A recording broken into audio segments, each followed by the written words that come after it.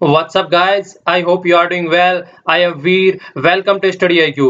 देखिए आज फिर चाणक्य जी के द्वारा ये कोट है। हमने कल भी चाणक्य जी की ही कोट डिस्कस की थी। बड़ी शानदार कोट है। यहाँ पे बोला गया है द बिगेस्ट गुरु मंत्र is never share your secrets with anybody, it will destroy you.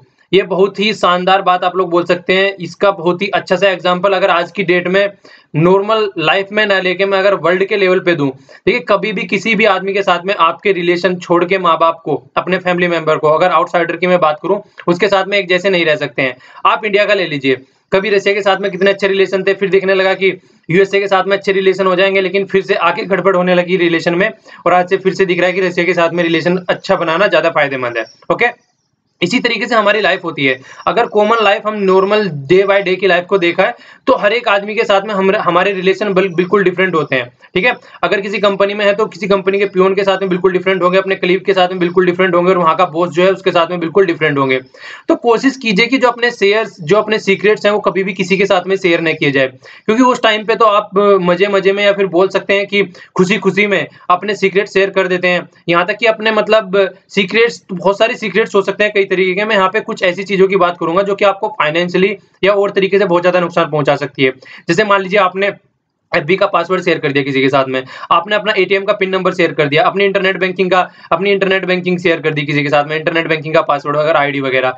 तो ये सारी बातें उस टाइम तो आप दोस्ती दोस्ती में शेयर कर देते हैं, लेकिन जिस दिन उनके साथ में आपकी बिगड़ जाएगी, उस दिन सबसे पहले काम क्या करेगा, जो भी उसके पास में आपकी सीक्रेट्स इंफॉर्मेशन है उसका गलत तरीके से यूज करने की कोशिश किया जाएगा। अगर फेसबुक का पासवर्ड दिया तो वहां पे कुछ भी वल्गैरिटी फैला सकता है आपकी फेसबुक प्रोफाइल पे, और अगर बैंकिंग का वगैरह इंटरनेट बैंकिंग पासवर्ड दे रखे हैं तो आपको फाइनेंशियली भी बहुत ज्यादा नुकसान पहुंचा सकता है। तो हमेशा कोशिश कीजिए रिलेशन को उसी हद तक रखिए जिससे कि अगर कभी टूट भी जाए तो वो आपको नुकसान ना पहुंचा सके। मैं ये नहीं बोल रहा हूं किसी की हेल्प ना कीजिए, हेल्प कीजिए, पर लेकिन एक ऐसे वे में कीजिए कि आपका पलट के कोई नुकसान ना पहुंचा सके। अपने तरफ से किसी का बुरा मत सोचिए, पर इतने सिक्योर रहिए कि कोई आपका बुरा ना कर सके। ओके, तो आज 6 जून है, देख लेते हैं हमको कौन से द हिंदू का आर्टिकल और न्यूज एनालिसिस करना है। आज काफी इंपॉर्टेंट आर्टिकल है। ये स्टडी आईक्यू के पेन ड्राइव और टैबलेट के कोर्सेज अवेलेबल हैं। आप जिस भी एग्जाम की प्रिपरेशन कर रहे हैं इनको खरीद सकते हैं, और ये यहाँ पे नंबर है, अगर कोई भी डाउट आपके मन में है तो यहाँ पे क्लियर कर सकते हैं। ये वाला आर्टिकल काफी अच्छा आर्टिकल है। इस वाले आर्टिकल से आपको जो गल्फ वाले रीजन में जो प्रॉब्लम चल रही है आज की डेट में, खासकर सऊदी अरेबिया और कतर से रिलेटेड, एक साइड में सऊदी अरेबिया के द्वारा लेड की गई पूरी कई सारी कंट्री है वहां पे, और दूसरी साइड में कतर है जो कि ईरान को सपोर्ट करता है। तो उसी से चलते हुए जो यहाँ पे गल्फ वाले रीजन में टेंशन क्रिएट हो गई है बहुत ज्यादा, आप लोगों को देखने को मिलेगा यहाँ पे। तो सारा मैप दिखाऊंगा अच्छे से, और क्या क्या कंट्री की सिचुएशन है, और यहाँ इन सब चीजों से रिलेटेड सीरिया में क्या प्रॉब्लम चल रही है वो भी थोड़ा डिस्कस करेंगे, और हमास और फतेह वाली प्रॉब्लम भी डिस्कस करेंगे। तो आर्टिकल को बहुत ही अच्छे से हम लोग डिस्कस करने जा रहे हैं। ओके, नीचे वाले आर्टिकल को भी बताऊंगा थोड़ी देर में, पहले ये वाला आर्टिकल देख लीजिए। इस वाले आर्टिकल के देखिए जो ग्रोथ से रिलेटेड कई सारे हम आर्टिकल डिस्कस कर चुके हैं, तो ये भी ग्रोथ से रिलेटेड आया है कि हमारी ग्रोथ डिक्लाइन हो गई है। तो यहाँ पे बोला गया कि ग्रोथ डिक्लाइन हुई है, पर लेकिन वो डिमोनेटाइजेशन को आप कंप्लीटली ब्लेम नहीं कर सकते यहाँ पे कि डिमोनेटाइजेशन की वजह से हुई है, और भी कई सारे रीजन है। तो वो कई सारे रीजन और क्या है वो यहाँ पे एक्सप्लेन किया गया है। तो आर्टिकल को अच्छे से देखेंगे। यहाँ पे थोड़ा सा इन्फ्लेशन का भी डिस्कस किया गया है, तो ये वाला आर्टिकल और ये वाला आर्टिकल हम दोनों साथ में डिस्कस कर लेंगे। यहाँ पे कंप्लीटली इन्फ्लेशन के बारे में जिक्र किया गया है, तो दोनों आर्टिकल को हम लोग साथ में देखेंगे। ये वाला आर्टिकल डेटा कलेक्शन से रिलेटेड है। डेटा कलेक्शन से रिलेटेड आर्टिकल को हम कैसे देखेंगे, यहाँ पे जो डेटा कलेक्शन की बात की गई है वो एम्प्लॉयमेंट से रिलेटेड की गई है। तो एम्प्लॉयमेंट जनरेशन जो होती है हमारी कंट्री में, तो वो किस तरीके से हो रही है और कहां-कहां से एम्प्लॉयमेंट जनरेशन आता है। अनएम्प्लॉयमेंट क्या है, यहाँ पे आपको वर्क की डेफिनेशन भी मिलेगी, और कई तरीके के अनएम्प्लॉयमेंट होता है वो किस किस तरीके के होते हैं ये भी देखने को मिलेगा। काफी अच्छा आर्टिकल है, एग्जाम में कई सारे क्वेश्चन आ जाते हैं इकोनॉमी से रिलेटेड। आज आर्टिकल इकोनॉमी पे बहुत ज्यादा फोकस है, तो इकोनॉमिक वाले कई सारे कॉन्सेप्ट आपके यहाँ पे क्लियर हो जाएंगे आज। ये साइड वाला जो इंटरव्यू है ये अमर्त्य सेन जी का इंटरव्यू है, जो कि एक इकोनॉमिस्ट है और इनको नोबेल प्राइज भी मिला हुआ है। आपको ये बताना है इनको नोबेल प्राइज मैं बता देता हूँ, चलो इकोनॉमिक्स में मिला है, पर एसएससी और बैंकिंग वगैरह में कई बार डेट भी पूछ ली जाती है कब कौन से ईयर में मिला है। तो यहाँ पे इनका ईयर बता दीजिएगा आप लोग, ठीक है, ईयर इनका, और जो फर्स्ट नोबेल प्राइज हमारी कंट्री में किनको मिला था और किसके लिए मिला था ये भी बता दीजिए। थोड़ा सा आप लोगों का रिवीजन हो जाएगा यहाँ पे इस चीज से रिलेटेड, तो थोड़ा सा फोकस कीजिए खासकर रिवीजन पे आज की डेट में। ओके, ये नीचे वाला आर्टिकल गाय और बीजेपी से रिलेटेड है, तो इसका कोई मतलब नहीं बनता है डिस्कस करने का। और ये वाला आर्टिकल इसके बारे में हमने कल भी डिस्कस किया था। आप इसमें थोड़ा सा आप लोगों को यहीं पे बता देता हूँ, वैसे सारे पॉइंट जो है वो रिपीटेशन के हैं। यहाँ पे हमारे जो प्राइम मिनिस्टर है अभी नरेंद्र मोदी जी विजिट पे गए थे, जर्मनी की, स्पेन की, फ्रांस की और रशिया की। तो 4 कंट्री की विजिट से होके आ रहे हैं। तो यहाँ पे जो 4 कंट्री की विजिट से आने के बाद में, अभी मैंने कल आप लोगों को बताया था कि हमारी कंट्री चौराहे पे खड़ी हुई है। यहाँ से पता चलेगा कि हमारी कंट्री को किस डायरेक्शन में जाना चाहिए, किस कंट्री पे ज्यादा फोकस करना चाहिए, और किस कंट्री के साथ में ज्यादा ट्रेड बढ़ाने चाहिए और किसके साथ में डिक्रीज करने चाहिए, यहाँ से पूरा हम लोगों को डिसाइड करना पड़ेगा, क्योंकि आज की डेट में जो सिचुएशन बनी हुई है वर्ल्ड की, उसके अकॉर्डिंग हमको अपनी फॉरेन पॉलिसी डिसाइड करनी पड़ेगी। ओके, तो 3 पॉइंट पे बहुत ज्यादा फोकस किया गया है यहाँ पे। Triple T, T cube ball इसको बोल सकते हैं। एक साइड में ट्रेड हो गया, दूसरी साइड में किस कंट्री के साथ में टाई बनानी है हमको, रिलेशन बनाना है, और किस कंट्री के साथ में हमको टेररिज्म के साथ में मतलब टैकल करने की स्ट्रेटजी बनानी है। तो ये ट्रेड, टाई और टेररिज्म, तो 3 टी है, इन तीनों टी के बारे में जिक्र किया गया है। सबसे पहले ट्रेड की बात करते हैं। यहाँ पे ट्रेड के बारे में देखिए, हम लोगों ने देखा है अभी ट्रेड हमारा कई सारी कंट्रियों के साथ में अच्छा है, पर लेकिन हम यूरोपियन यूनियन के साथ में अपना फ्री ट्रेड एग्रीमेंट करने के चक्कर में काफी टाइम से, पर हम उसमें सक्सेसफुल नहीं हो रहे हैं। पर लेकिन अभी हमने कल भी देखा था, ये बात हमने आर्टिकल में डिस्कस की थी कि अभी यूरोपियन यूनियन के साथ में जो ट्रेड एग्रीमेंट की समिट है वो न्यू दिल्ली में होने वाली है इसी साल में। तो देखिए वहां से क्या सॉल्यूशन निकल के आता है तब पता चलेगा। जर्मनी के साथ में हमारे अच्छे खासे रिलेशन है, और जापान नहीं, फ्रांस में अभी जो मैक्रोन चुन के आए हैं उनके साथ भी हमारे प्राइम मिनिस्टर जी मिले हैं, तो उनके साथ में किस तरीके से रिलेशन चलेंगे अभी, तो जो नए लीडर चुन के आ रहे हैं उससे पता चलेगा आगे आने वाले टाइम में। ओके, तो टाइज किसके साथ में क्या क्या बनानी है वो सारी चीजें हम लोग कल भी डिस्कस कर चुके थे, वही सारी रिपीटेशन में। जो इंपॉर्टेंट पॉइंट है वो यहाँ पे टेररिज्म का है। इंपॉर्टेंट क्या है वो ये है कि यहाँ पे आप लोगों को समझ में आएगा कि अब तक टेररिज्म की क्या कंडीशन थी और आगे क्या चलेगी। मतलब आज से पहले देखिए, टेररिज्म जब भी इंडिया टेररिज्म के बारे में बात करता था वर्ल्ड के किसी भी प्लेटफॉर्म पे, मान लीजिए वो यूएन में हो गया या फिर कोई भी ग्लोबल समिट हो रही है, G20 ले लीजिए, या फिर कहीं पे भी G7 में तो इंडिया नहीं है, या फिर कहीं पे भी एशियान की समिट हो रही है वहां पे जा रहा है, या फिर सार्क की समिट हो रही है, कहीं पे भी इंडिया अगर जाता था तो टेररिज्म की बात किया करता था। पर लेकिन वर्ल्ड की कंट्री और खासकर वेस्टर्न कंट्री जितनी भी है, वेस्टर्न कंट्री जब भी मैं बोलता हूँ खासकर यूरोप पे फोकस कीजिएगा और यूएसए पे फोकस कीजिएगा, तो ये वेस्टर्न कंट्री हमेशा क्या बोला करती थी कि जो इंडिया में टेररिज्म है वो टेररिज्म नहीं है। मतलब जो इंडिया की पाकिस्तान के साथ में जो कश्मीर प्रॉब्लम चल रही है उससे रिलेटेड जो इशू चल रहा है उसकी वजह से इंडिया में सारी प्रॉब्लम चल रही है। तो ये टेररिज्म खासकर इंडियन टेररिज्म इसको बोला करते थे। मतलब ये टेररिज्म ओनली इंडिया स्पेसिफिक है, कहीं और ज्यादा इंपैक्ट नहीं डालता है, और खासकर बैड टेररिज्म और गुड टेररिज्म का भी कॉन्सेप्ट निकल के आता था कई बार। पर लेकिन जब से ये ISI वाली प्रॉब्लम चल के आ रही है तब से सब लोगों को समझ में आ गया कि हाँ टेररिज्म भी कुछ है। अब सबकी आंखें खुल गई है। ठीक है, वही बात है जो बोलते हैं ना कि दूध का जला हुआ छाया भी फूंक मार मार कर पीता है। अब तब तक तो इनको समझ में नहीं आ रहा था, अब इनके साथ में कंडीशन हो रही है तो अब इनको टेररिज्म की कंडीशन समझ में आ रही है। अब इंडिया के पास में आ रहे हैं सारे, अब इंडिया के साथ में सब कोऑपरेशन करने के लिए तैयार है। यूरोप में देख लीजिए आप, आए दिन जर्मनी में हो रहे हैं, फ्रांस में हो रहे हैं, कोई सी कंट्री ऐसी नहीं बनी आज की डेट में, यूके नहीं बचा है कि जहां पे ब्लास्ट ना हुए। तब इनको टेररिज्म का कॉन्सेप्ट समझ में आ रहा है और आज की डेट में इन्होंने कंडेम्ड करना स्टार्ट कर दिया है टेररिज्म को लेके।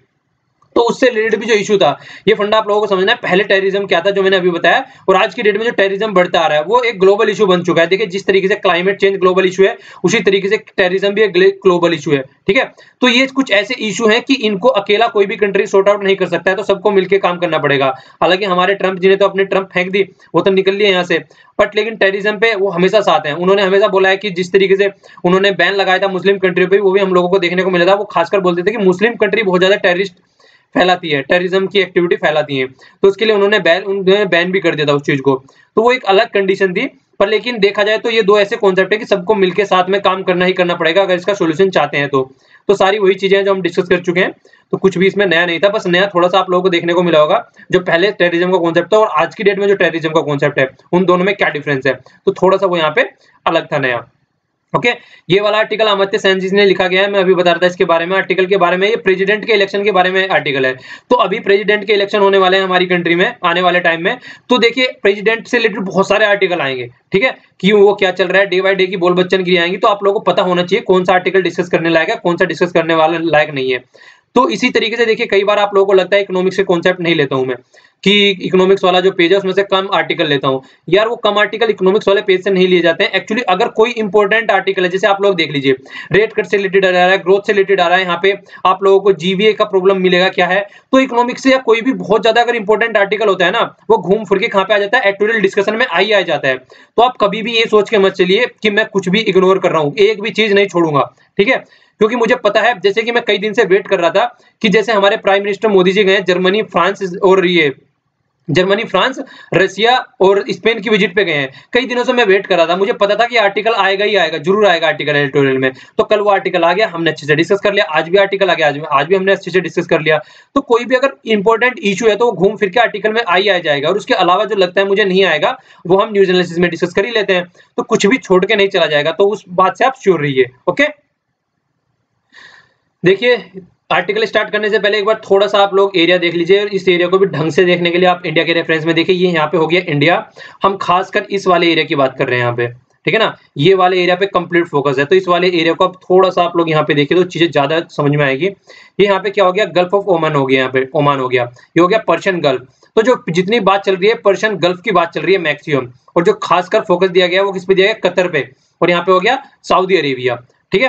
तो एक्चुअली हुआ क्या है, एक साइड में हो गया कतर और एक साइड में हो गया सऊदी अरेबिया। तो इन दोनों की काफी टाइम से मतलब बनती नहीं है, खासकर सऊदी अरेबिया के साथ में तो और भी कई सारी कंट्री रहती हैं, पर लेकिन अगर कतर को देखा जाए, ये सारी कंट्री मैक्सिमम जो चिढ़ती हैं ईरान से चिढ़ती है। देखिए दोनों में एक फंडा निकल के आता है, एक आता है शिया और सुन्नी वाला फंडा, आप लोगों ने सुना होगा बहुत बार, ठीक है ना। तो जो शिया कंट्री है, खासकर जो ईरान है वो शिया कंट्री है, और जो ये अरब लेड जितना भी ये और सऊदी अरेबिया के द्वारा लीड किया गया जितना भी पार्टी है, ये सारी सुन्नी पार्टी है। तो ये इनमें सारों में डिफरेंस बना रहता है कई सारी चीजों को लेके, तो हमेशा इनके कई सारे मतभेद बने रहते हैं।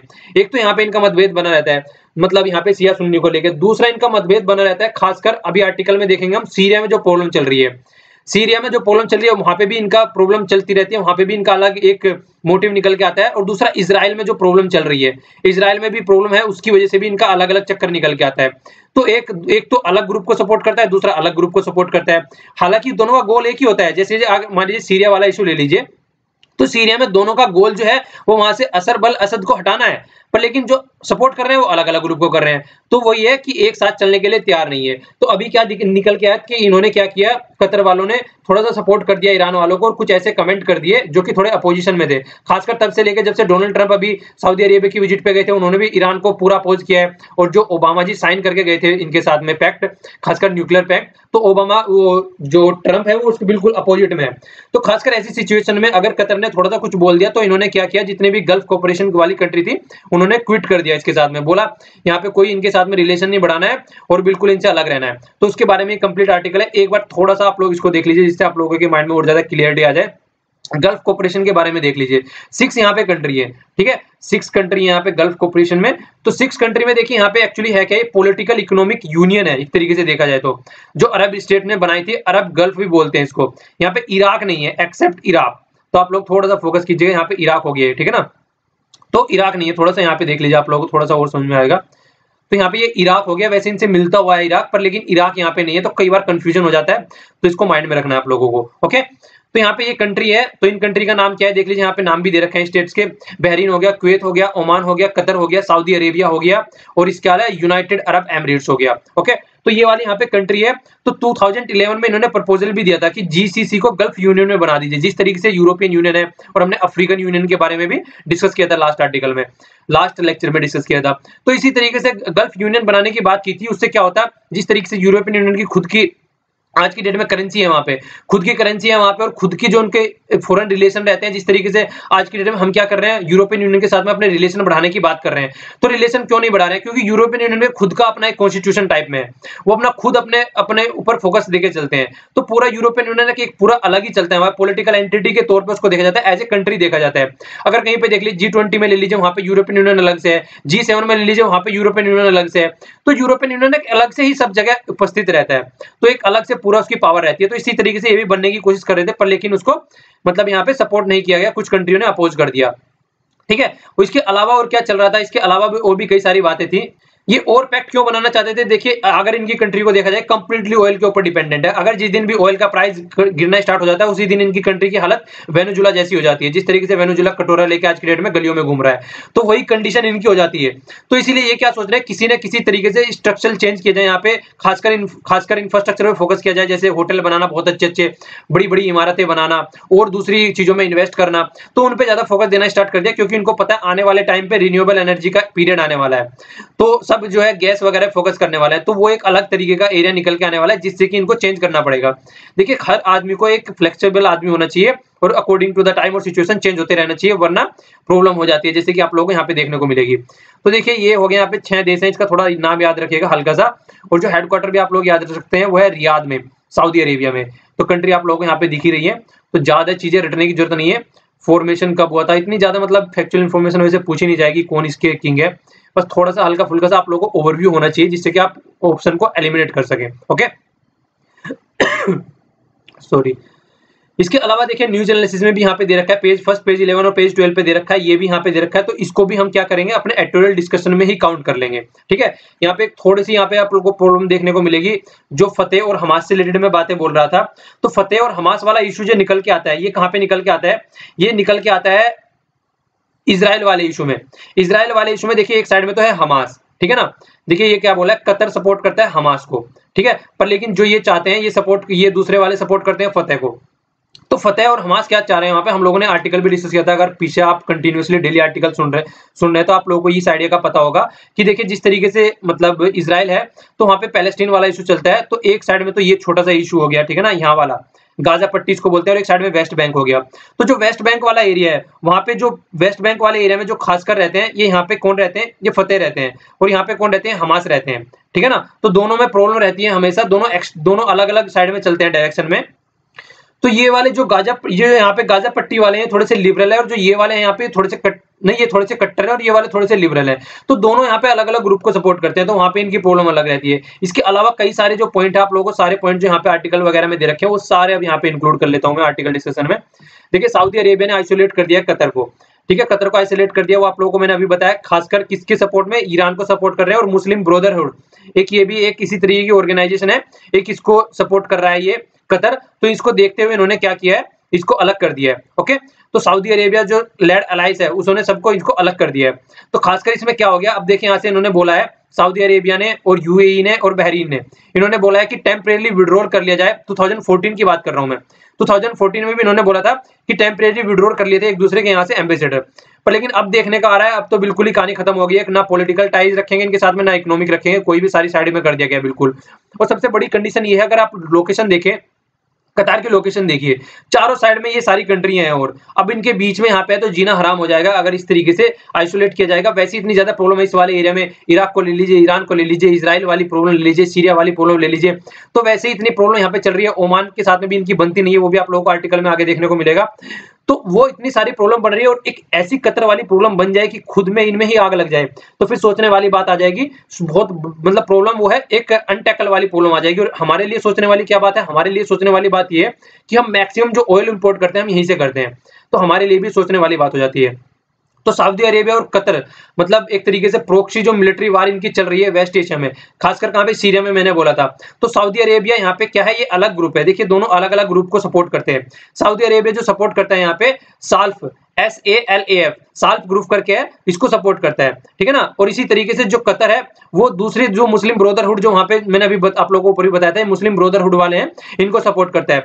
पर लेकिन बहुत जो सेम गोल है दोनों का, सेम गोल क्या है, हटाना है असर अल असद को, पर लेकिन फिर भी अलग अलग ग्रुप को सपोर्ट कर रहे हैं। ओके, इसी तरीके से अगर यमन में देख लिया जाए, तो कतर जो है वो सऊदी अरेबिया जो गवर्नमेंट है उसका पार्ट है वहां पे, तो वहां पे उसका पार्ट है, पर फिर भी दोनों में बन नहीं रही है आज की डेट में। पर लेकिन अगर और तरीके से देखा जाए, तो कतर की, आप लोगों को कतार की इंपॉर्टेंस देखने को यहाँ पे मिलेगी। कतार या कतर प्रोनाउंसिएशन में अगर थोड़ा सा डिफरेंस हो तो उसके लिए सॉरी। तो देखिए यहाँ पे क्या है, अभी डोनाल्ड ट्रंप ने एंटी ईरान अपने कई सारे एजेंडे वहां पे जब सऊदी अरेबिया की विजिट पे गए थे, वो सामने निकाल के लेके आए थे। तो इसी तरीके से अगर देखा जाए, ढंग से अगर देखा जाए, तो जो तेहरान है, तेहरान मतलब ईरान जो कैपिटल है वहां पे, तो खासकर जो फोकस किया जाता है, इसको एक बार फिर से सुन लीजिए, आप लोगों के माइंड में थोड़ी सी क्लियरिटी ढंग से हो जाएगी। मैंने आप लोगों को भी बताया था, एक साइड में तो है सुन्नी और एक साइड में है शिया। तो जो तेहरान है, ईरान है, वहां पे क्या करते हैं, ये शिया वाले हैं, और सुन्नी वाले जो अरब के द्वारा करे गए हैं, तो ये हमेशा क्या करते हैं, इनका अपोज करते हैं। तो इसी तरीके से यहाँ पे देखिए बोला गया, सुन्नी कंट्री वो हमेशा अगेंस्ट रहती है तेहरान के, मतलब ईरान के। और कतर के जो लीडर है, कतर के लीडर है, तो लीडर के नाम वाम याद रखने की इतना जरूरत नहीं है, ठीक है ना। तो जो कतर के लीडर है, उन्होंने अभी फोन पे बात की है, किसके साथ में, सऊदी अरेबिया के, जो अभी हम लोगों ने देखा था, हसन रूहानी जी चुन के आए थे यहाँ पे। हसन रूहानी जी अभी प्रेसिडेंट के इलेक्शन हुए हैं, तो फिर से यही चुन के आ गए सेकंड टाइम। तो इनके साथ में इन्होंने फोन में बात की, जो कि सऊदी अरेबिया हमेशा चिढ़ता है, और ये आपस में इनके साथ में फोन में बात कर रहे हैं। तो ये भी खासकर इनके अपोज में हो गई बात है। ये तो एक बात हो गई कि ये इसके साथ में मिलकर वर्क करना चाहते हैं, उधर से डोनाल्ड ट्रंप भी उनसे चिढ़ते हैं और ये भी चिढ़ते हैं, तो इनको इन्होंने इसलिए क्या किया, सेग्रीगेट कर दिया, अलग कर दिया। पर लेकिन अगर सेग्रीगेट कर दिया इन्होंने, पर लेकिन सोचने वाली बात क्या है, सोचने वाली बात ये है, कतर अगर देखा जाए तो इकोनॉमिक पावर हाउस है, अगर अपने ही आप में किस तरीके से, एक तो इकोनॉमिक पावर हाउस है, और दूसरा क्या है, गल्फ रीजन में। इसके अलावा क्या है, हेडक्वार्टर है यूएस मिलिट्री का, जो सेंट्रल कमांड है यूएस मिलिट्री की, और एयरफोर्स कमांड है उसकी भी, तो वो भी खासकर यही वाले कतर वाले एरिया में रहते हैं, जो कि इस्लामिक स्टेट वाले इशू से फाइट करके चलते हैं। तो उसका भी सेंटर कतर ही है, तो इसी कतर दोनों का सेंटर है वहां पे देखा जाए अगर, तो इसीलिए इसको सेग्रीगेट करके चलना भी इनके लिए सही नहीं रहेगा, क्योंकि जो ये फाइट कर रहे हैं आज की डेट में, खासकर यूएसए वाले, और उन्होंने अपना सेंटर बना रखे हैं यहाँ पे, तो उनको भी फिर कुछ ना कुछ तो डिसीजन लेना ही पड़ेगा उससे रिलेटेड। और खासकर ऑयल के प्राइस में जो अभी हम लोगों ने देखा था, ऑयल के प्राइस में फ्लक्चुएशन आ रहा था बहुत ज्यादा, ऑयल का प्राइस बहुत ज्यादा कम हो गया था, जिसकी वजह से प्रॉब्लम क्रिएट हो रही थी। तो इन्होंने सबने मिलकर ऑयल का प्राइस स्टेबल करने की बात की थी, और खासकर जो इस वाले एरिया की कंट्री है, और खासकर वो कंट्री जो इनके साथ में नहीं आती है, रशिया जैसे कंट्री हो गई, उनको भी साथ मिला के इन्होंने ऑयल के प्राइस स्टेबल करने की बात की थी। अगर कतर को बाहर निकाल देंगे तो फिर से ऑयल के प्राइस में और ज्यादा फ्लक्चुएशन आना स्टार्ट हो जाएगा, और वो देखने को भी मिला जिस तरीके से इनका एकदम डिसीजन आया उसी दिन, ठीक है ना। इसके अलावा देखिए क्या बात है यहाँ पे, कि ये यहाँ पे सजेशन दिया जा रहा है आर्टिकल के लिखने वाले के द्वारा, कि क्या है ये, कि देखिए इनको एक साथ मिलकर काम करना चाहिए टेररिज्म के खिलाफ, या फिर कोई ऑयल प्राइस डिक्रीज हो रहा है उसको देखते हुए, अपनी इकोनॉमी को देखते हुए, तो उस तरीके से टेंशन दूर करनी चाहिए। अगर वैसे ही इतनी ज्यादा टेंशन है उस वाले एरिया में, अगर ये एक और टेंशन यहाँ पे खोल के रख देंगे तो फिर सोचने वाली बात हो जाएगी, और ये मतलब पूरा एरिया जो है बहुत ही ज्यादा डामाडोल हो जाएगा, ठीक है। तो मिलकर काम करना चाहिए इन लोगों को, यहाँ पे सजेशन दिया गया है। तो क्वेश्चन हो गया आप लोगों के लिए कि बताइए कि कतार या कतर, जो भी आप उसको बोले, कि उसको कौन सी कंट्री का बॉर्डर टच करता है, नीचे कमेंट बॉक्स में दीजिएगा। थोड़ा इंपॉर्टेंट हो गया, इतना ज्यादा न्यूज में खासकर इसीलिए भी। ओके, ये वाला आर्टिकल लिखा गया है टीटी राममोहन जी के द्वारा, ये आईआईएम अहमदाबाद के प्रोफेसर हैं, तो इनके द्वारा आर्टिकल लिखा गया है। खासकर जो आर्टिकल दिया गया है फोकस पे, यहाँ पे आरबीआई के बारे में बात की जाएगी, उसके अलावा फिर जो हमारे इकोनॉमिक एडवाइजर होते हैं उनके बारे में बात की जाएगी, और दोनों में कंपेयर किया जाएगा, उनको दोनों अलग अलग बातें बोल रहे हैं, तो वो सारा आर्टिकल है। आइए देख लेते हैं। देखिए अभी हम लोगों ने देखा हमारा जो नया एस्टिमेट आया, पहले उससे पहले आप लोगों को थोड़ा सा क्वार्टर समझाता हूँ मैं। यहाँ पे क्वार्टर रहने वाला भी नहीं है और दूसरे वाला भी नहीं है, ठीक है। यहाँ पे क्वार्टर बात करिए इकोनॉमिक पॉइंट ऑफ व्यू से, तो हमारे यहाँ पे एक्चुअली 1 2 3 4 क्वार्टर में हमारे यहाँ पे बात होती है, ठीक है। तो 4 क्वार्टर में होती है। जो पहला क्वार्टर चलता है, अगर देख ले आज की जिस डेट में जो क्वार्टर की बात की गई है, वो की गई है, एक तो किया गया अक्टूबर से जो दिसंबर का यहाँ पे है, ठीक है। अक्टूबर से दिसंबर 3 महीने का हो गया, ठीक है। तो 3 महीने लगाते हुए कितना हो गया, तो टोटल हो गए 12 महीने। तो इस तरीके से 12 महीने का होता है। तो अभी जो क्वार्टर की बात चल रही है यहाँ पे, अभी पहले बात चल रही थी अक्टूबर से दिसंबर वाला, ठीक है। अक्टूबर से दिसंबर वाला एक था, और फिर दिसंबर से जनवरी, फरवरी और मार्च, ये वाला अलग हो गया। मार्च, अप्रैल, मई, जून, ये वाला अलग हो गया। जून, जुलाई, अगस्त, सितंबर, ये वाला अलग हो गया। तो ये 4 क्वार्टर में हमारी इकोनॉमी जो है अपना एस्टिमेट निकालते हैं, किस तरीके से हमारी इकोनॉमी बढ़ रही है और किस तरीके से हमारी इकोनॉमी घट रही है। तो यहाँ पे जो डिमोनेटाइजेशन हुआ आप लोगों को देखने को मिला होगा, 8 नवंबर को डिमोनेटाइजेशन हुआ। ओके, 8 नवंबर को डिमोनेटाइजेशन हुआ। 8 नवंबर की शाम को उन्होंने डिसाइड कर दिया था नरेंद्र मोदी जी ने, कि अगले दिन से मतलब 9 नवंबर से स्टार्ट हो जाएगा। तो नवंबर कहां पे पड़ गया, यहाँ पे पड़ गया अक्टूबर, नवंबर, दिसंबर, इस वाले क्वार्टर में पड़ गया। क्वार्टर पड़ रहा था कब, 2016 वाले उसमें, ठीक है। अब जो यहाँ पे डिमोनेटाइजेशन हुआ, ये देखने को मिला था, हमने इकोनॉमिक सर्वे में भी डिस्कस किया था, कि जो ये डिमोनेटाइजेशन हो रहा है, उसके 2 इंपैक्ट होंगे, एक तो लॉन्ग टर्म इंपैक्ट होंगे और दूसरा शॉर्ट टर्म इंपैक्ट होंगे।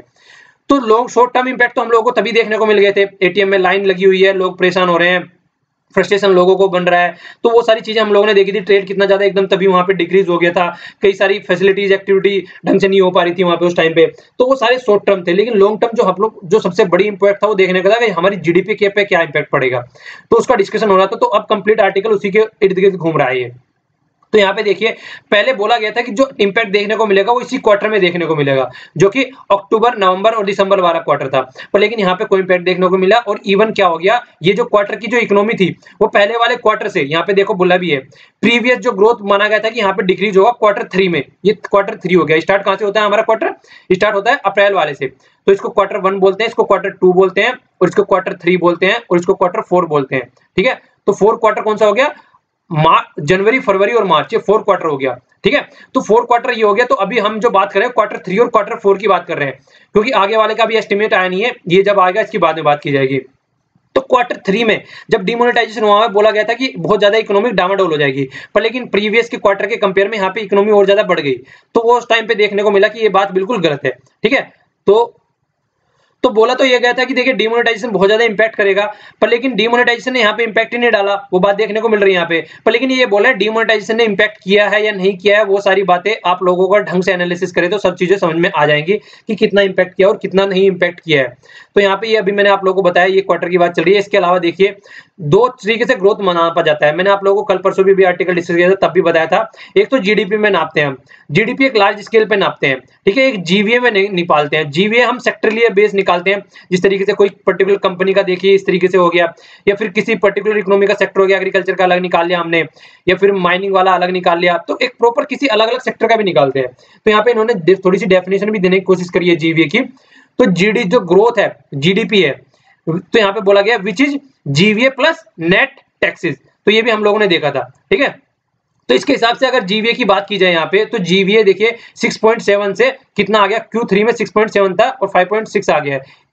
फैक्ट फिर से बोल रहा हूँ, याद रखने की जरूरत नहीं है क्योंकि क्वार्टर से क्वार्टर चेंज होते रहते हैं, आपको ओनली आर्टिकल समझना है कि आर्टिकल में क्या बोल रहा है, ठीक है। तो ये समझने की इतना फोकस करने की जरूरत नहीं है कि क्या क्या घट रहा है। जो क्वार्टर के ग्रोथ है उनको तो कभी भी याद मत कीजिए, क्योंकि वो देखिए 3 महीने बाद फिर चेंज हो जाना है, तो कोई मतलब नहीं बनता है उसका, ठीक है। तो मैन्युफैक्चरिंग में स्लो डाउन हुआ है वो भी हम लोगों ने देख लिया, एग्रीकल्चर में स्लो डाउन हुआ था वो भी हम लोगों ने देखा था कल परसों भी। तो ये सारी चीजें स्लो डाउन में हम लोगों को देखने को मिल रही थी। तो इंडियन इकोनॉमी जिस तरीके से देखने को मिल रही थी, खासकर जो बोला गया यहाँ पे कि देखिए ये जो आप बोल रहे हैं ना कि डिमोनेटाइजेशन का इंपैक्ट पड़ा है, तो आप लोग इसको कंप्लीटली डिमोनेटाइजेशन का इंपैक्ट नहीं बोल सकते हैं, ये यहाँ पे बोला गया है। हम लोगों ने देखा कि 2015 और 16 में खासकर ऑयल के प्राइस इतने ज्यादा ड्रॉप हो गए जिसकी वजह से हमारी इकोनॉमी अच्छे लेवल पे चलती रही, ठीक है। तो ऑयल के प्राइस में जो स्टेबिलिटी बनी रही और फिर हमने देखा कि आने वाले टाइम में 2016-17 में ऑयल के प्राइस क्या हुए, थोड़े से बढ़ने लगे, ठीक है। तो प्राइवेट इन्वेस्टमेंट भी आने वाले टाइम में थोड़ा सा घटने लगा। तो एक तो ऑयल के प्राइस को आप लोग देख लीजिए यहाँ पे बढ़ना स्टार्ट हो गए 16-17 में। इसके द्वारा प्राइवेट इन्वेस्टमेंट, खासकर जो नॉन परफॉर्मिंग एसेट्स, हम कितनी बार डिस्कस कर चुके हैं, एनपीए वाली प्रॉब्लम, वो वाली प्रॉब्लम आ गई सामने। बैड लोन भी हमने बोला था कई बार, तो वो वाली प्रॉब्लम निकल के सामने आने लगी जिससे और ज्यादा इंपैक्ट पड़ने लगा, ठीक है। तो ये बोल रहे हैं कि प्राइमरली अगर आप बोल रहे हैं कि डिमोनेटाइजेशन को ही बोल रहे हैं इसने इंपैक्ट डाला है, तो ये अकेला इंपैक्ट नहीं डाला है। यहाँ पे स्टेबिलिटी ऑफ ऑयल प्राइस वो बढ़ रहा है, इसके द्वारा प्राइवेट इन्वेस्टमेंट कम हो रहा है और डिमोनेटाइजेशन का भी इंपैक्ट है। तो सारा इंपैक्ट आप लोग बोल सकते हैं, ऐसा नहीं है कि एक ही चीज को आप लोग बोल के डिमोनेटाइजेशन का इंपैक्ट ओनली पड़ा है। यहाँ पे जीडीपी ग्रोथ की बात बोले, यहाँ पे 8% थी, मतलब 15-16 में, 7.1 16-17 में।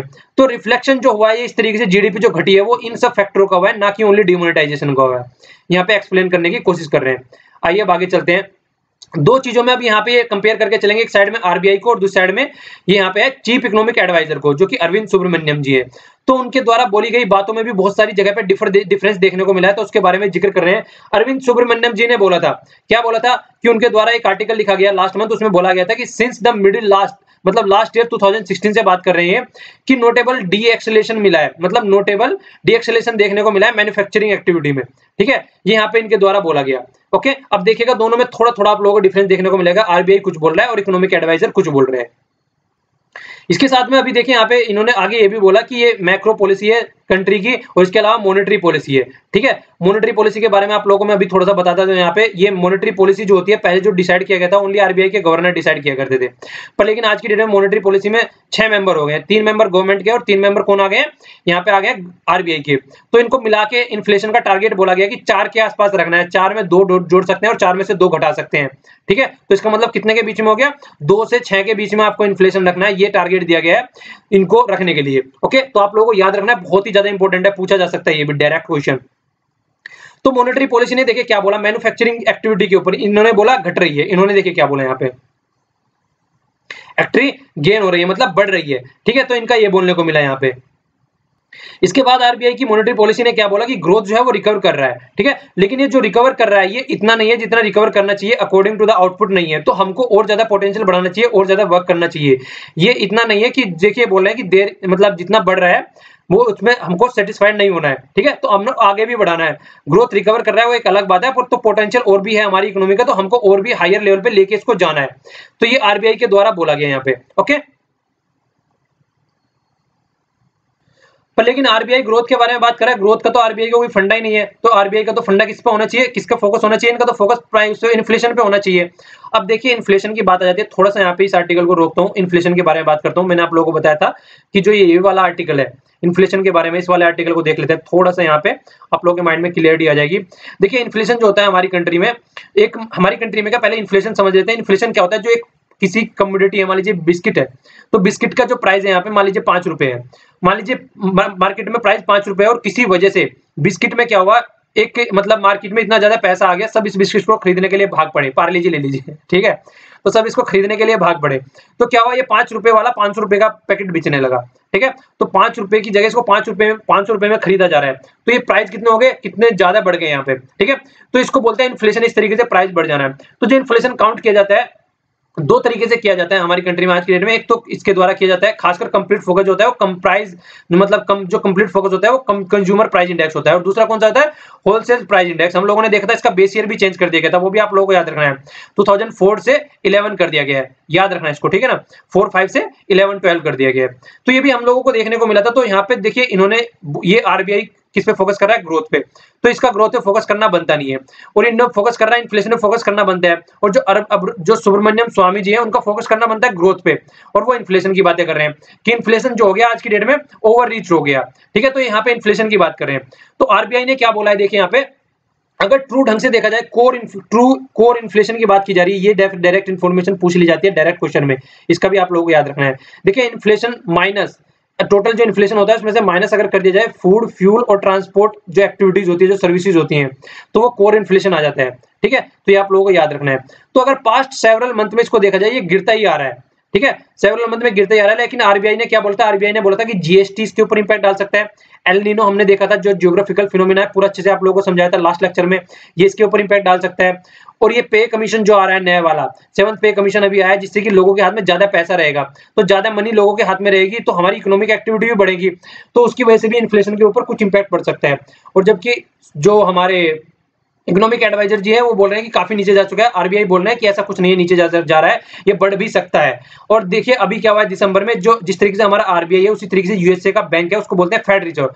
फेड रिजर्व ने अपनी पॉलिसी निकाली है, तो अगर वो इस तरीके से वहां पे उनकी पॉलिसी में कुछ चेंज होता है तो हमारे यहाँ पे बहुत ज्यादा इंपैक्ट पड़ता है, खासकर यहाँ से जो फंड है वो निकलने लगता है, एक्सोडस बोलते हैं, निकलना स्टार्ट हो जाता है, ठीक है। तो यहाँ से फंड दूसरी कंट्री में जाना स्टार्ट हो जाता है, क्योंकि फंड इन्वेस्ट आदमी वही करता है जहां पे उसको ज्यादा फायदा होता है, तो जहां पे इनको ज्यादा फायदा होगा तो वहां पहुंचना स्टार्ट हो जाएंगे। तो ये भी एक्टिविटी देखने को मिल सकती है। तो दोनों देखिए अलग अलग लेके चल रहे हैं, तो यही बात बोला जा रहा है कि दोनों के अलग अलग फंडे चल रहे हैं। तो जो इन्फ्लेशन जो इंपैक्ट डाल रहा है वो ग्रोथ पे वो अलग डाल रहा है, तो वो चीजें यहाँ पे क्लेरिफाई करने की इन्होंने कोशिश की है। ओके, ये आर्टिकल इंदिरा जी के द्वारा लिखा गया है, ये भी प्रोफेसर है, ठीक है ना, ये भी प्रोफेसर है अहमदाबाद में, तो इनके द्वारा आर्टिकल लिखा गया है। ये कंप्लीट जो है आर्टिकल खासकर किससे रिलेटेड है कि एम्प्लॉयमेंट जनरेशन हमारी कंट्री में क्या होता है और किस तरीके से उसको देखा जाता है। तो भी अभी आप लोगों ने देखा होगा कि वाइस, अभी कुछ दिनों पहले हमने आर्टिकल भी डिस्कस किया था कि वाइस जो चेयरमैन है नीति आयोग के कौन है, चलिए कमेंट बॉक्स में लिखिए, रिविजन करते रहिए, भूलना नहीं है, ठीक है। ये भी ऐसे भी क्वेश्चन आते हैं प्रीलिम्स में, ये भी क्वेश्चन था कि प्लानिंग कमीशन को किसने रिप्लेस किया है, ऐसे भी क्वेश्चन यूपीएससी में आते थे। ऐसी बात नहीं है, कभी सोचो कि कैसे कैसे क्वेश्चन पूछे जाते हैं, हर लेवल के क्वेश्चन आते हैं, कोई बैंकिंग और एसएससी और यूपीएससी नहीं रह गया, सब जगह सब तरीके क्वेश्चन पूछे जाते हैं आज की डेट में। तो सेग्रीगेट करके नहीं चलना है, ठीक है, सब चीजों को एक साथ लेके चलना है। सॉरी। तो यहाँ पे देखिए क्या बोला गया है, तो यहाँ पे इनके द्वारा अभी बोला गया था कि एम्प्लॉयमेंट जो हमारी कंट्री में हो रहा है उसके ऊपर मतलब देखना था कि किस तरीके से एनालाइज करना था डेटा को, किस तरीके का एम्प्लॉयमेंट हो रहा है। तो इंडिया में ऑलरेडी बहुत सारे इंडिकेटर हैं जिसके तरीके से चीजों को काउंट किया जाता है। सबसे पहला ये बोल रहे हैं कि employment and unemployment survey EUS ये कंडक्ट किया जाता है नेशनल सैंपल सर्वे द्वारा, ठीक है। तो ये पर 5 ईयर पे कंडक्ट किया जाता है, एक तो ये है। इसके अलावा एनुअल एंड सब एनुअल एम्प्लॉयमेंट एंड अनएम्प्लॉयमेंट सर्वे निकाला जाता है, ये लेबर ब्यूरो के द्वारा निकाला जाता है सिंस 2011-12 से, ठीक है। ये एनुअल भी निकाला जाता है और सब एनुअल, ठीक है, तो दोनों तरीके से निकाला जाता है। सेंसस के द्वारा अगर देख लीजिए आप लोग, हर 10 साल में सेंसस आता है हमारा, ठीक है। चलिए क्वेश्चन पूछ ले रहा हूं, 2011 वाला जो हमारा सेंसस था वो किसके अंडर में कंडक्ट कराया गया था, ठीक है ना, कौन उनके डायरेक्टर चेयरमैन थे, उसका आप लोगों को नाम लिखना है। ओके, किसके अंडर में कंडक्ट किया गया था ये आप लोगों को लिखना है नीचे। ओके, इसके अलावा देखिए यहाँ पे 2014 बोल क्या आ रहा है, फर्स्ट हो गया, सेकंड हो गया, थर्ड फोर्थ आ गया। यहाँ पे इकोनॉमिक सेंसस कंडक्ट कराया जाता है फॉर एग्रीकल्चर, एक्सक्लूड कर दिया जाता है इसमें क्रॉप प्रोडक्शन जो होता है और प्लांटेशन जो होता है नॉन एग्रीकल्चर सेक्टर के लिए, तो ये कराया जाता है। इसके अलावा और भी कई सारे एडमिनिस्ट्रेटिव जो डेटा होते हैं, जिस तरीके से आप लोग देख लीजिए लेखपाल वगैरह नीचे लेवल पे वो इकट्ठा करते हैं डेटा को, और अलग अलग डिपार्टमेंट भी अपने अपने डेटा इकट्ठा करते हैं। तो इतने सारे डेटा इकट्ठा कर रहे हैं, तो टाइम चेंज हो रहा है, उसके हिसाब से ये सारे जो डेटा है, ये सारे जो तरीके हैं इकट्ठा करने के, ये फिर भी काउंट नहीं कर पा रहे किस तरीके से एम्प्लॉयमेंट जनरेशन हो रहा है और किस तरीके का एम्प्लॉयमेंट हमारी कंट्री में है। तो ये बात बोली गई है। तो चेंजिंग द टाइम, नए नए चैलेंज आते हैं तो उसके बेस पे देखी जाती है नई नई चीजें किस तरीके से आ रही है। तो इसीलिए ये एक टास्क फोर्स दी गई थी, सेटअप की गई थी ये वाइस चेयरमैन के द्वारा। तो आगे आर्टिकल में देख लेते हैं, कई सारे आप लोगों को यहाँ कॉन्सेप्ट देखने को मिलेगा। तो कई सारी चीजें हैं, देखिए यहाँ पे अब फिलिंग द मतलब गैप की बात कर रहे हैं, जो कि जो हमने 4-5 तरीके देखें जिससे डेटा इकट्ठा किया जाता है, उनमें जो गैप रह जाता है वो गैप के बारे में बातें कर रहे हैं यहाँ पे। देखिए सबसे बड़ा गैप जो है वो इनफॉर्मल सेक्टर। इनफॉर्मल सेक्टर इस तरीके का होता है, मान लीजिए कोई ठेली लगाने वाला है, रेडी लगाने वाला है, कोई भी आप लोगों को दिखता होगा सड़कों पे घूमता हुआ, उसका कोई फिक्स एरिया नहीं है कहाँ पे लगाया, कोई फिक्स एरिया नहीं है कहाँ पे काम कर रहा है। जिस तरीके से आप लोगों ने देखा होगा पैट वगैरह भरती है, आज यहाँ पे लग रही है, कल को कहीं और पहुंच जाते हैं सामान लेके। तो इनकी जितनी भी एक्टिविटी होती है वो कोई भी ऑनलाइन नहीं होता है, ऑनलाइन ट्रांजैक्शन नहीं रहता है कि एटीएम से आप लोग पेमेंट कर रहे हैं वहां पे जाके। ये क्या करते हैं, सारी जो एक्टिविटी रहती है वहां पे सारी ऑफलाइन होती है। तो कितना उन पे कलेक्शन होता है, कितनी उनकी कमाई होती है, उनके ऊपर कोई टैक्स भी नहीं लगता है। तो इस तरीके से वो चीजें देखने को मिलती है। वो सारा इन्फॉर्मल सेक्टर है, वो कहीं ना कहीं एक लूप होल है इस सेक्टर में, ठीक है। तो क्या अर्निंग हो रही है, किस तरीके से वर्किंग है, किस तरीके से उनकी लिविंग कंडीशन है, डिस्ट्रिक्ट लेवल पे भी जो डेटा होता है उनके उससे रिलेटेड एब्सेंस रहता है। इसके अलावा जो माइग्रेंट वर्कर हैं उनका कोई फोकस ही नहीं रहता है, आज दिल्ली में है, कल बिहार में है, परसों महाराष्ट्र में है, तो उनका भी कुछ फोकस नहीं रहता है, किस तरीके से घूम रहे हैं। वर्किंग और लिविंग कंडीशन वुमेन की क्या है, जो खासकर लेबर में उसमें रहती है, फोर्स में, उसका कुछ पता नहीं है। इसके अलावा देखिए नीड रहती है टाइम टू टाइम, अगर चीजें चेंज होती रहती हैं। क्या चेंज होती रहती हैं, मतलब जो हमने कंडक्ट देखा अभी वहां पे क्या देखा, 10 साल पे हो रहा है, 5 साल पे हो रहा है, या फिर 1 साल पे हो रहा है, तो जो डेटा आना चाहिए वो मंथली आना चाहिए, कि मंथली देखिए आदमी आज यहाँ है, कल कहीं हो रहा है, परसों कहीं हो रहा है। अगर ढंग से आना चाहिए तो आप बोलते हैं, जिस तरीके से मैंने आपको बोला था, रियल टाइम इन्फॉर्मेशन होनी चाहिए। रियल टाइम इन्फॉर्मेशन मतलब जो यहाँ से कहीं चला गया तो 1 महीने के अंदर पता होना चाहिए कि कौन कहाँ से कहाँ पहुंच गया। सॉरी यार, 1 मिनट। ओके, तो इसी के बारे में जिक्र करें, शॉर्ट टाइम होना चाहिए और कंप्लीटली पता होना चाहिए, जरा से टाइम में कहां पे क्या हो रहा है। उसी के बेस पे फिर अपनी पॉलिसी जो होती है उसको इंप्लीमेंट करना है, उसको बनाना है, और पॉलिसी को डिप्लॉयमेंट करना है, पॉलिसी को इंप्लीमेंट करना है, अगर ढंग से इनके पास में डेटा अवेलेबल होएगा। पर लेकिन डेटा ही अवेलेबल नहीं है तो फिर क्या किया जाए आगे।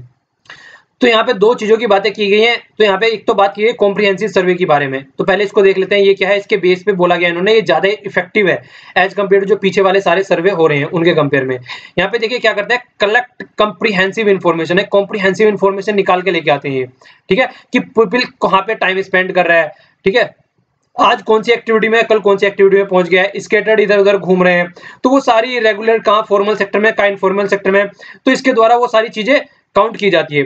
इंक्लूड किया जाता है क्या, कि इनफॉर्मल जो वर्कर है जो कि वहां पे बिल्कुल छोड़ दिए जाते हैं। इनफॉर्मल सेक्टर में जो वर्कर है वो मल्टीपल जॉब करते हैं। देखिए मॉर्निंग में क्या करते हैं, मान लीजिए कोई अपनी दुकान चला रहा है, मॉर्निंग में रेडी लगा रहा है, शाम को जाके अपनी दुकान में बैठ रहा है। तो इस तरीके के वर्कर होते हैं बहुत सारे। कई सारे ऐसे होते हैं कि मान लीजिए किसी के घर पे काम करने जा रहे हैं और शाम को जाके अपनी दुकान में बैठ जाते हैं, अपना खुद के साइड में भी छोटी सी दुकान खोले रखते हैं। वीकली या जहाँ पे मंडी वगैरह लगती है वहां पे जाके सामान बेचते हैं, फिर खरीद के लेके आते हैं। तो इस तरीके की एक्टिविटी साइड बाय चलती रहती है जो मल्टीपल जॉब में इन्वॉल्व रहते हैं। ओके, इसके अलावा जहाँ टाइम स्पेंड कर रहे हैं वो किस किस तरीके से टाइम स्पेंड कर रहे हैं, एलिमिनेट कर दिया जाए इसमें से अनएम्प्लॉयमेंट अगर वाला जो हो रहा है, ठीक है ना। यूजफुल इन एस्टिमेटिंग अनएम्प्लॉयमेंट, जो कि अनएम्प्लॉयमेंट वाली एक्टिविटी होती है वो भी यहाँ पे थोड़ा सा एक्सप्लेन किया गया, आप लोगों को आगे अभी देखने को मिलेगा कि अनएम्प्लॉयमेंट भी किस तरीके से होता है। कई तरीके का अनएम्प्लॉयमेंट होता है, वो भी थोड़ा सा आप लोगों को यहाँ पे देखने को मिलेगा।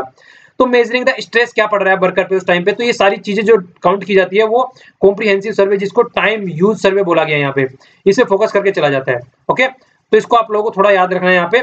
इसके अलावा देखिए यहाँ पे बोला गया अगर कंपेयर किया जाए दोनों को, जो एनएसएसओ का सर्वे निकाला जाता है और जो टीयूएस का जो टाइम यूज सर्वे इसको निकाला जाए, तो जो ज्यादा यूज है, जो वैल्यूएबल इंफॉर्मेशन प्रोवाइड की जाती है वो इसके द्वारा टीयूएस के द्वारा प्रोवाइड की जाती है। वो तो देखने को मिली गई है, इतना डिटेल में एनालिसिस करेंगे तो वो ज्यादा डिटेल प्रोवाइड ही कराएगा।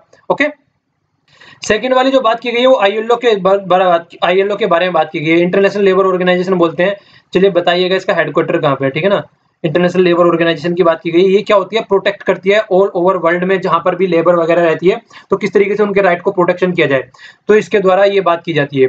तो आईएलओ ने 2013 में अगर स्टैटिस्टिक्स के हिसाब से देखा जाए तो work employment and labour under, मतलब बात की गई है, मतलब यहाँ पे कई बार टंग स्लिप हो जाती है, फिर से सुन लीजिए एक बार। देखिए जो इंटरनेशनल लेबर ऑर्गेनाइजेशन है वो वर्क करती है प्रोटेक्शन करने में, वर्ल्ड की जो लेबर फोर्सेज है उनको किस तरीके से प्रोटेक्ट किया जाए, और ये कई तरीके से अपना डेटा निकालती है। जिस तरीके से हम लोगों ने देखा यूएन की जो एजेंसी है कई सारी, वो अपने डेटा निकालती है, और ये भी एक यूएन की एजेंसी है, याद रखिएगा।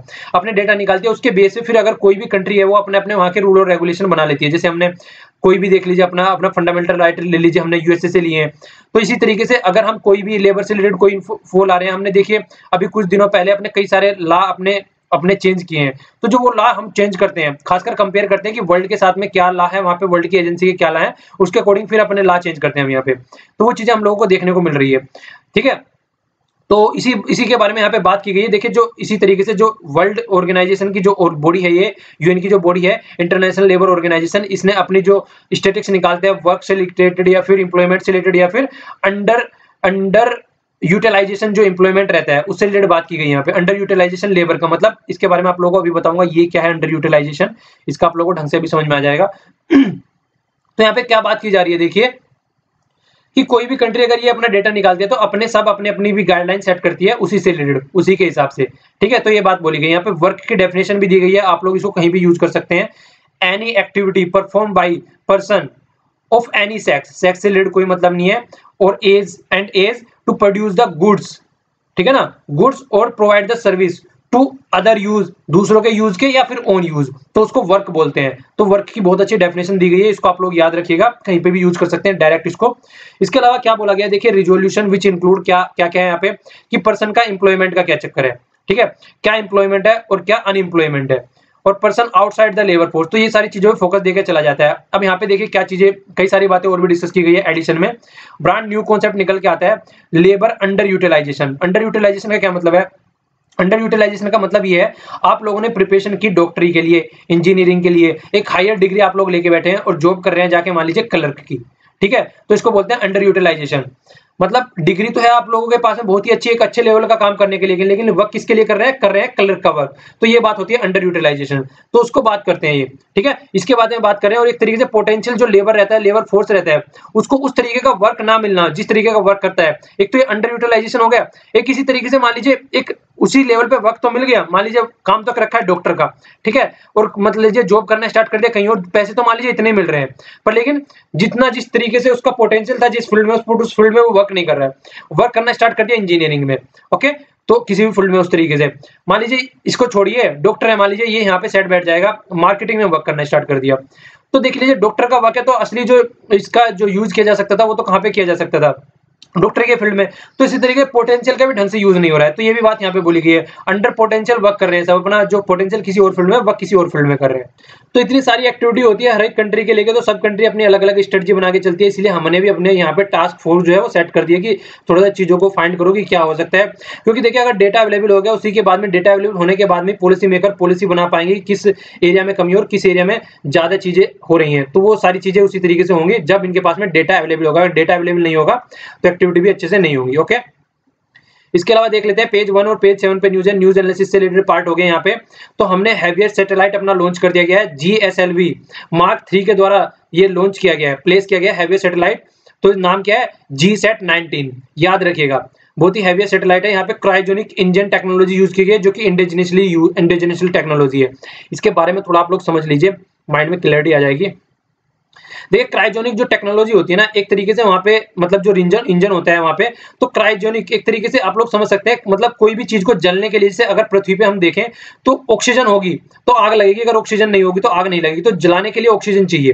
तो इसी तरीके से ऑक्सीडाइजर यूज करते हैं ऊपर, जो वर्ल्ड में जो ऊपर रॉकेट चला जाता है उसमें स्पेस में, तो वहां पे थोड़ी ना ऑक्सीजन है, अगर वहां पे ऑक्सीजन नहीं तो ऑक्सीडाइजर यूज करते हैं वहां पे। Oxidiser type of chemical compound होता है, ठीक है ना, जो वहां पे यूज करता है, जो फ्यूल को बर्न करने में उसकी हेल्प करता है, ओके। तो इसी तरीके से जिस तरीके से ऑक्सीजन अर्थ पे है, तो ये बातें यहाँ पे बताई गई है। तो यहाँ पे जो क्रायोजेनिक टेक्नोलॉजी, यहाँ पे लिक्विड यूज करते हैं, लिक्विड ऑक्सीजन और खासकर लिक्विड हाइड्रोजन। तो बहुत ही कम टेम्परेचर, यहाँ पे देखिए टेम्परेचर भी दे रखा है, ऑक्सीजन का जो चला जाता है -183 और हाइड्रोजन का जो चला जाता है -253 डिग्री सेंटीग्रेड। तो बहुत ही लो टेम्परेचर पे जब फ्यूल को यूज किया जाता है, तो तब इसको ये वाली टेक्नोलॉजी बोलते हैं, जिसको क्रायोजेनिक टेक्नोलॉजी बोला जाता है, जो कि रॉकेट इंजन में यूज की जाती है। तो लो टेम्परेचर पे यूज की जाती है, याद रखना है आप लोगों को, और खासकर लिक्विड ऑक्सीजन और लिक्विड हाइड्रोजन यूज किया जा रहा है यहाँ पे। तो दोनों चीजें आप लोगों को याद रखनी है। ऑक्सीडाइजर का कॉन्सेप्ट समझ में आ गया होगा, जिस तरीके से ऑक्सीजन यहाँ पे यूज होता है उसी तरीके से स्पेस में यूज किया जाता है जलाने के लिए।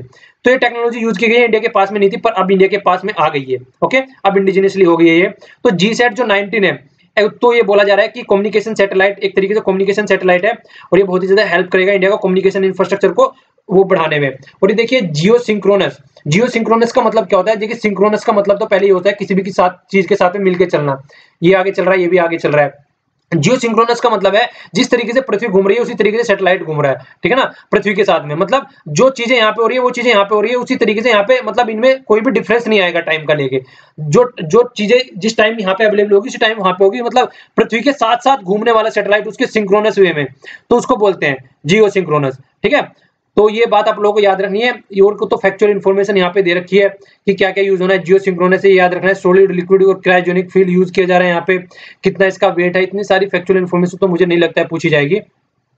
इसके अलावा देखिए सबसे हैवीएस्ट सैटेलाइट है ये मशीन का आप लोगों को याद, जिसके तहत छोड़ा गया है GSLV Mark 3, इसका नाम याद रखिएगा, ठीक है ना। KU बैंड, KU और KU बैंड की बात यहाँ पे की गई है। तो ये कुछ सतीश धवन सेंटर से छोड़ा गया है इसरो के, आंध्र प्रदेश से। ये फैक्चुअल इन्फॉर्मेशन है। वेट याद रख सकते हैं अगर रख लीजिए। वेट भी अगर मतलब इतना याद रखने की जरूरत तो है नहीं, वैसे फैक्चुअल इन्फॉर्मेशन इतना ज्यादा कौन पूछेगा यार, थोड़ा सा पता होना चाहिए। किस देखिए पता होना चाहिए कौन सा सैटेलाइट है, किस इंजन के द्वारा भेजा गया है, कौन सा सैटेलाइट है, किस यूज के लिए भेजा गया है और कौन सी टेक्नोलॉजी यूज की गई है, ये काफी हो जाता है मेरे हिसाब से। ओके, पेज 5 पे न्यूज है, देखिए ये आज की डेट में ये है 1420। नीलगिरी कहाँ पे रहते हैं, केरला की बात चल रही है। तो सर्वे निकाला गया यहाँ पे, इनका जो रहने का जो जगह है वो खत्म होती जा रही है। तो आप लोगों को थोड़ा सा याद रखना है यहाँ पे, ये इराविकुलम नेशनल पार्क कहाँ पे, केरला में है। आप लोगों को एक तो ये याद रखना है, ठीक है। इसके अलावा जो national board for wild life, इसके बारे में यहाँ पे जिक्र किया गया है आज की डेट में। मतलब इसके जो कमेटी सेट की गई थी, पीएस ईसा, इनके अंडर में सेट की गई थी, ठीक है ना। तो ये इनका एस्टिमेशन लगाने के लिए कि क्या क्या फर्क पड़ रहा है और क्या क्या चीजें चल रही हैं। तो ये इसके ऊपर जो केरला, पर्टिकुलर केरला से खासकर फोकस है, पर लेकिन फिर भी थोड़ा सा पता होना चाहिए। खासकर इस तरीके से ये सेंचुरी और नेशनल पार्क के नाम पूछ ले जाते हैं, तो आप लोगों को उसके बारे में हल्का सा पता होना चाहिए। पेज 7 पे न्यूज है, ये देखिए ये बायोडाइवर्सिटी से रिलेटेड बात की गई। यहाँ पे 499 स्पीसीज नहीं पाई गई हैं अभी हिमालय, नॉर्थ ईस्ट और वेस्टर्न घाट में, ठीक है ना। तो यहाँ पे जो बात की गई है खासकर इंडिया में, इंडिया की बात चल रही है ओनली। तो इसमें से 313 जो है एनिमल है और 186 जो है वो प्लांट है, 186 प्लांट है जो डिस्कवर किए गए हैं। वेस्टर्न घाट में किए गए हैं, ईस्टर्न हिमालय में, वेस्टर्न हिमालय में, ईस्टर्न घाट में और वेस्टर्न कोट पे। तो यहाँ पे इतने एरिया में पाए गए हैं। तो देखिए जो एनिमल डिस्कवरीज है 2016 में न्यू स्पीसीज जो रिकॉर्ड किया जाता है वो जूलॉजिकल सर्वे ऑफ इंडिया के द्वारा किया जाता है। जूलॉजिकल सर्वे ऑफ इंडिया के बारे में थोड़ी सी इन्फॉर्मेशन यहाँ पे मैंने प्रोवाइड की गई है। जो फॉर्मेशन हुआ था इसका 1916 में हुआ था, तो 2016 में जो है इसको 100 साल हो गए हैं। तो थोड़ा सा इसलिए भी इंपॉर्टेंट हो जाता है, ये याद रखिएगा, इसलिए इन्फॉर्मेशन पूछी जा सकती है। पर्पज क्या है, एनिमल से रिलेटेड जो भी चीजें, कंजर्वेशन या फिर नाम वगैरह जो देने होते हैं। हेडक्वार्टर कहाँ पे है, कोलकाता में, और किस मिनिस्ट्री के अंडर में आता है ये भी याद रखना है, ministry of environment, forest and the climate change के अंडर में आता है। तो कुछ इन्फॉर्मेशन है आप लोगों को याद होनी चाहिए, बहुत ही ज्यादा इंपॉर्टेंट इन्फॉर्मेशन है। इसके अलावा पेज 10 पे न्यूज थी, एनएसजी के पास में हेलीकॉप्टर नहीं है, 2 हेलीकॉप्टर थे, उनमें से एक तो काम नहीं कर रहा है, दूसरा इधर उधर पड़ा हुआ है। ऐसी इन्फॉर्मेशन भी आती है। इन्फॉर्मेशन डालने का पर्पज ये था, थोड़ा सा आप लोगों को पता होना चाहिए। देखिए जो एनएसजी है वो एक तरीके से सेट की गई थी 1984 में, खासकर टेररिस्ट एक्टिविटी को लिए। तो टेररिज्म जो इशू बना हुआ है वर्ल्ड लेवल पे, तो इसलिए एनएसजी थोड़ी इंपॉर्टेंट हो जाती है।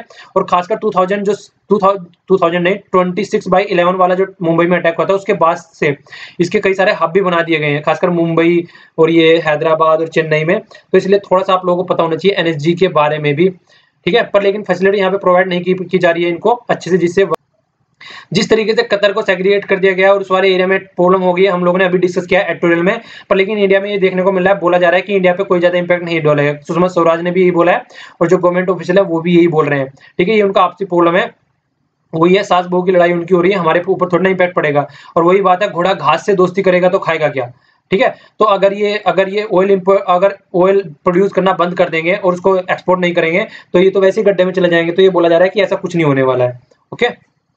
इसके अलावा देखिए पेज 12 पे न्यूज है, नेपाल चाइना और इससे रिलेटेड न्यूज है। नेपाल में अभी चाइना जो है एक हाइड्रो प्रोजेक्ट बनाने जा रहा है, ठीक है। तो नाम याद रखना है, बूदी गंडक हाइड्रो प्रोजेक्ट इसका नाम है। तो देखिए यहाँ पे बहुत ही लार्ज स्केल पे काम करेंगे। अब 2.5 बिलियन का प्रोजेक्ट है ये। और देखिए नेपाल में रिसोर्सेज तो हैं, पर लेकिन उनको टेक्नोलॉजी ये नहीं पता है उनको कैसे यूज करनी है और किस तरीके से उसको यूज करना है, तो उसके ऊपर बात की जाती है। तो इलेक्ट्रिसिटी किस तरीके से जनरेट करनी है, खासकर इंडिया से खरीदते रहते हैं ये। तो इंडिया को तो नुकसान ही है, एक तो डिपेंडेंसी चाइना के ऊपर बढ़ रही है और इंडिया का एक्सपोर्ट भी कम होगा। पर लेकिन वही उनके पास में रिसोर्सेज है, तो उनको यूज करेंगे तो उनकी जो इकोनॉमी है वो अच्छे लेवल पे वर्क करना स्टार्ट कर देगी। पेज 14 पे न्यूज है, अलीबाबा ने खरीद लिया है टिकट न्यू, ये इंडिया की कंपनी है, ठीक है ना। 2007 में बनाई गई थी राम कुमार जी के द्वारा, तो इनकी ये कंपनी बनाई गई, ये अलीबाबा के द्वारा। चाइना की कंपनी है, जैक मा, नाम सुना होगा आप लोगों ने। इनके भी बहुत ही मोटिवेटिंग पर्सन है, अगर इनके बारे में टाइम लगे तो पढ़ना थोड़ा, किस एज में जाके इन्होंने क्या कमाल कर दिया। आज प्लेट में चाइना की सबसे बड़ी कंपनी है ई मार्केटिंग में, ओके।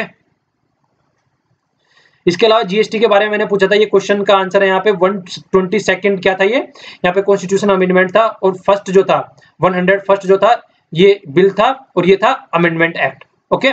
इसके अलावा वर्ल्ड इन्वायरमेंट डे के बारे में थीम पूछी थी मैंने, यहाँ पे थीम है इस बार की कनेक्टिंग विद नेचर, ओके। और कॉमर्स मिनिस्ट्री ये निर्मला जी हैं, इसके बारे में तो इतनी मतलब फैक्चुअल इन्फॉर्मेशन कोई पूछेगा नहीं, वैसे ही मजे मजे में पूछ लिया। चलिए, तो आज के लिए इतना ही। Thanks lot for listening. अगर पसंद आया तो लेक्चर लाइक कीजिए, नहीं पसंद आया तो डिसलाइक कीजिए, और जो आपको पीडीएफ है नीचे टेलीग्राम का लिंक है आप लोगों को वहां पे मिल जाएगी। आज के लिए इतना ही। Thanks lot for listening. जय हिंद।